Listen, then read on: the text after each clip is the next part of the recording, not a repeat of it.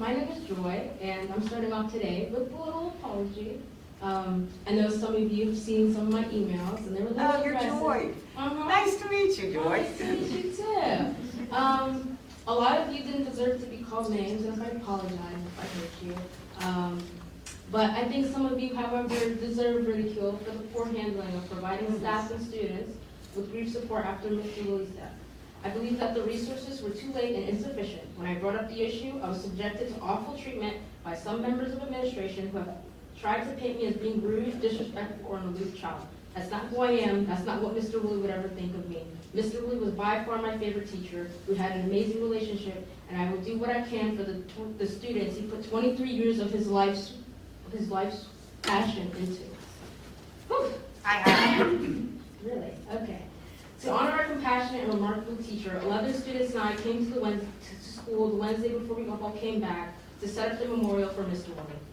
Willie. I was so detached from the situation, but to see the emotion on my peers' faces hit me. I watched the tears flow, the girl sitting by the door just staring into his room, the dedication and determination to show how much we appreciated and loved him.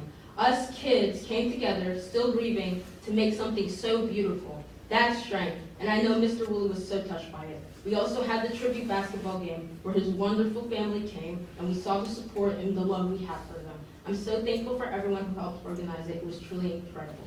After all the tributes, I noticed that the grief resources that one would expect the school to provide us was non-existent.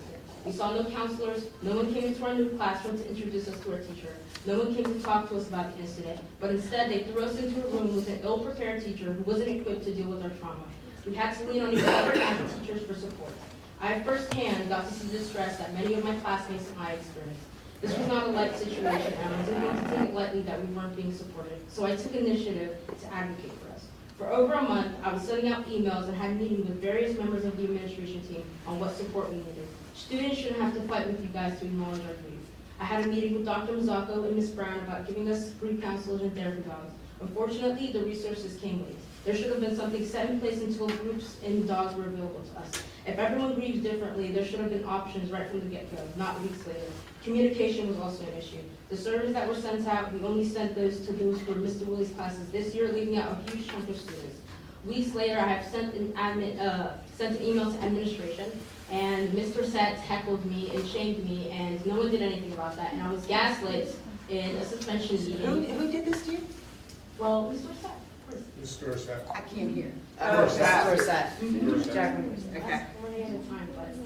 I do not appreciate that. I feel like the takeaway from this is we need better communication, we need transparency, and I feel like my story should be a cautionary tale that, you know, as long as we have students who care for our district, people are going to stand up, and we should listen to them, and we shouldn't silence them at board meetings, and you should look them in the eye when, you know, they're talking and speaking. I feel like, you know, if you really wanted us, and I also, you know, I fought for these supports, and I was not given my supports because I got a 3-day suspension on something I did not do.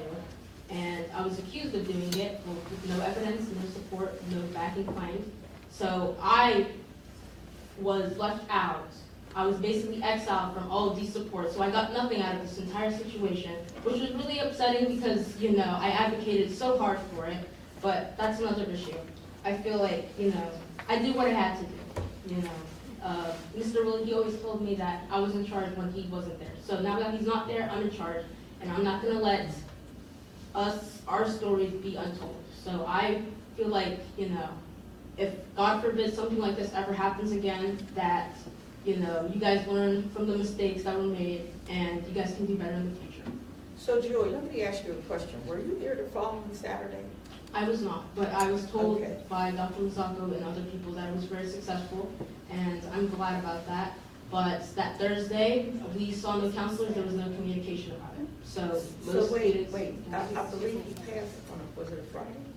Okay, so we found out, just like I heard that the way the students found out. On the news. On the news. Mhm. And that Saturday, after they announced it, that staff got together that Friday night, and they made arrangements. They put a call out on Facebook, social media, people's personal faith, and there were so many ministers and people here from the community, counselors of many faith, that Saturday.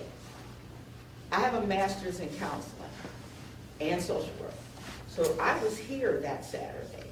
There were just a few students, so we helped the staff work through it. I even talked to one young lady about a better, because I know that in terms of risk management, you can't put, I was also a high school principal, you can't put like flowers and teddy bears because they continue to go out in the hall.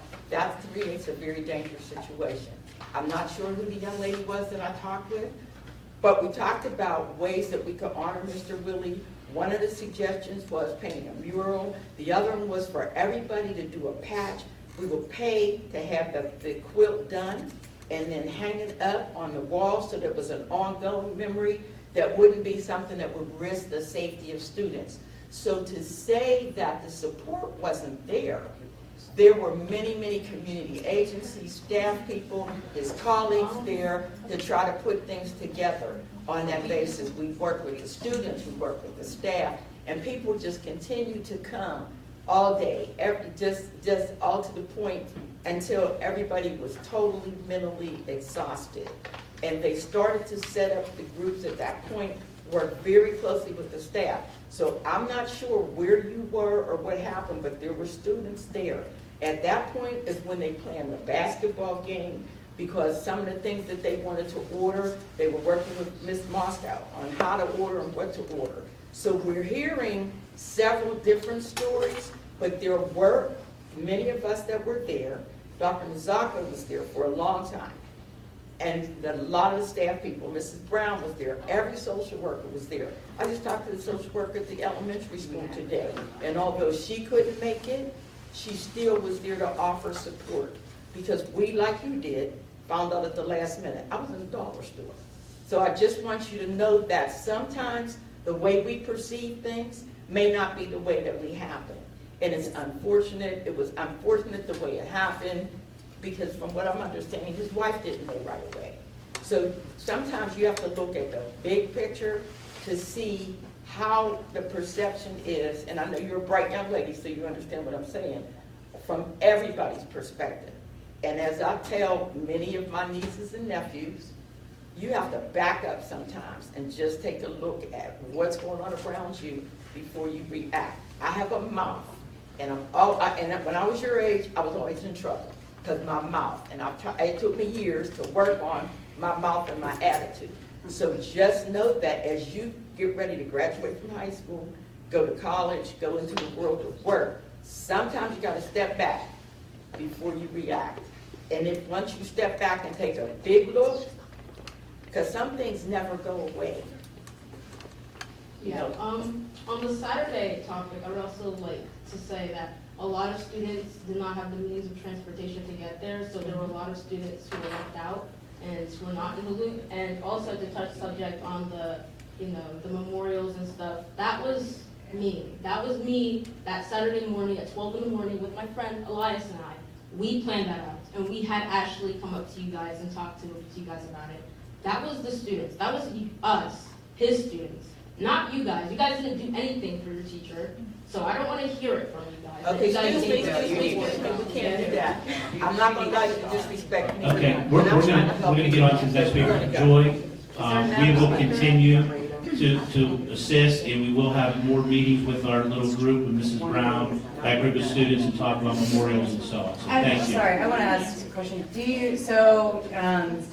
You had said, you didn't have counselors in with the teacher. I thought that there were two counselors. There was. Yeah, I was after I had sent out the emails about how they because the first day when we came back that Thursday, they didn't really communicate with the teacher on like the situation as to like how he got the position he was in. So when we came in that Thursday, there was no supports in place. It was just Mr. Demler, who's our new teacher, in the classroom. That's it. I mean, it's not wrong. There's multiple students who are in those classes. You're gonna tell us we're wrong? We're not going back and forth. We don't have to go back. I just want to get, Yeah, I want to hear both sides of the story, but I just want to, now that weeks have passed, do you feel like you have supports in place right now? How are you feeling? I feel like, yeah, after students like started speaking out and, asked for more, which was me, I spoke out on behalf of. And your friends and everyone here wearing pins, and that's amazing to see. Yes. And to your comment earlier, we were so excited to see you guys showing up. It blows my mind, because I never would have done this in high school, showed up to a school board meeting. So congratulations for being good citizens, and, you know, I'm very impressed by you all. Just wanted to put that out there, so you do feel better now, you feel like you're getting the support that you need. Yeah, Good. I'm glad that, you know, people got, like, when I saw, the post on the dog, I said, happy birthday. It was so sweet, like, such a, you know, healing type of thing. Mhm. I just want to make sure you're good. Yeah, now I'm good. Okay, good. Thank you so much. Of course, you're welcome. Anybody else? Thank you. Thank you.